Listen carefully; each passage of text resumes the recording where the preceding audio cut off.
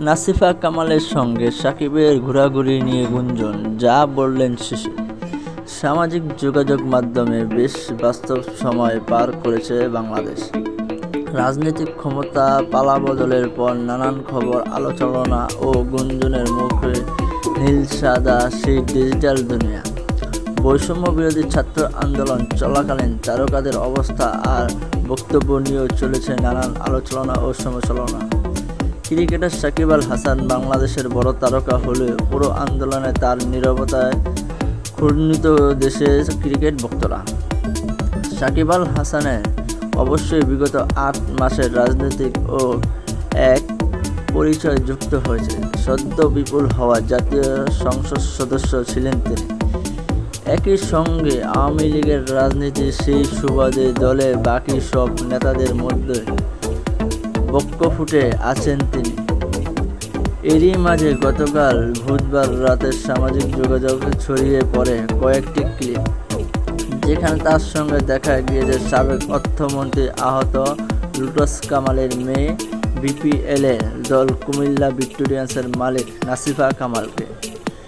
নিজেকে ব্যক্তিগত জীবন নিয়ে শিশিরের বক্তব্য, আমি তার বাইরে ঘোরাফেরা নিয়ে সবসময় জানি আর বেশিরভাগ সময় তার সঙ্গে থাকি।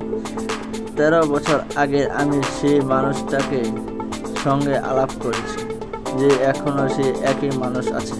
জীবনসঙ্গী হিসেবে সে 100-তে 100 পাওয়ার মতো। আর আলহামদুলিল্লাহ আমার সুন্দর একটি পরিবার আছে। দীর্ঘ স্ট্যাটাসের শুরুতেই শিশির লিখেন, আপনার হয়তো তার কেরিয়ার এবং পছন্দ নিয়ে ব্যক্তিগত মতামত থাকতে পারে, আমি তো অস্বীকার করব না। প্রত্যেকেরই বাক স্বাধীনতা আছে, কিন্তু দয়া করে এটি আমাদের সম্পর্কের সঙ্গে মেশাবেন না। সে একজন অসাধারণ স্বামী এবং বাবা। সে সবসময় আমার প্রতি বিশ্বস্ত এবং সৎ ছিল, আর এমন কিছু করবে না যা আমাকে আঘাত করে। সে এমন মানুষ যে আমার পাশে দাঁড়াতে গিয়ে নিষেধাজ্ঞার মুখে পড়েছিল। এরপরে শিশির অনুরোধ জানিয়েছেন অনলাইনে গুঞ্জন না ছড়াতে।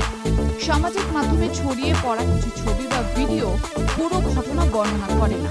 শিশিরের বক্তব্য অনুযায়ী যারা এমন করছেন তাদের আমি বলবো, এমন করে আপনি কি অর্জন করতে পারবেন? নিজের ব্যক্তিগত জীবন নিয়ে খোলাসা করতে পছন্দ করেন না উল্লেখ করে এই তারকা পত্নী লেখেন, আমি চুপ থাকতে চাই কারণ সত্যটা আমার ভিতরেই আছে, কিন্তু অপ্রয়োজনীয় ফোন কল এবং মেসেজের কারণে আমি পরিষ্কার করছি বিষয়টা। আর এখন পাকিস্তান সিরিজের নজর দেওয়ার সময়। আমি আমার পরিবারের দিকে নজর দেব। আমরা সবসময় টিম হয়েছিলাম আর তেমন ভাবেই থাকবো ইনশাল্লাহ। দীর্ঘ এই স্ট্যাটাসের সঙ্গে নিজের পারিবারিক একটি ছবি যুক্ত করেন সাকিব পত্নীর সঙ্গে সংযুক্তি দিয়ে লিখেছেন, ছবি মুছে দেওয়ার কারণ, আমি আমার কোনো পোস্ট বা ছবি ডিলিট করিনি, তা কেবল প্রাইভেট রেখেছি। আর ছবি বা পোস্ট কখনো সম্পর্ককে বিচার করতে পারে না।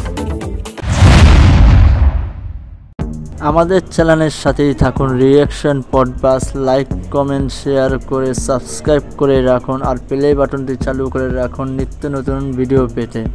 ধন্যবাদ।